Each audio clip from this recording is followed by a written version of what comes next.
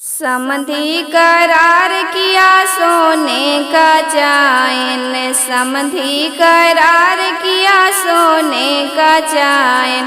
पितलों का ना है ठिकाना जी, समधी बेईमाना।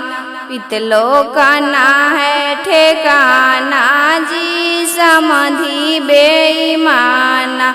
ठग लिया लड़का हमारा जी, समधी बेईमाना।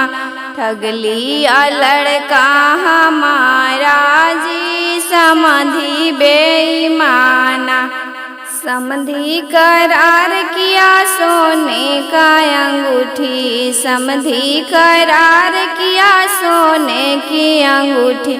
पितलों का ना है ठिकाना जी, समधी बेईमाना। पितलों का ना है ठिकाना जी, समधी बेईमाना। ठग लिया लड़का हमारा जी, समधी बेईमाना।